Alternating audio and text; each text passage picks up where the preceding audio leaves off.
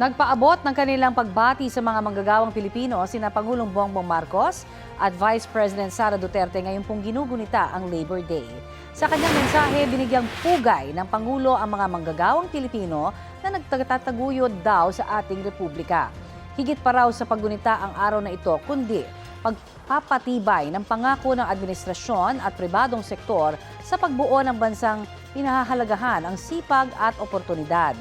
Gayon din ang pagtatanggol ng dangal ng bawat Pilipino sa pamamagitan ng mas marami at mas maayos na trabaho, mas matibay na proteksyon para sa mga manggagawa at mas malawak na mga landas tungo sa tagumpay para sa lahat.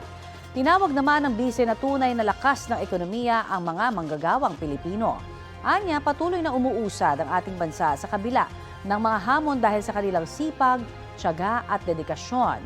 Ang mga manggagawang Pilipino rin daw ang haligi ng ating pag-unlad at pag-asa ng bayan.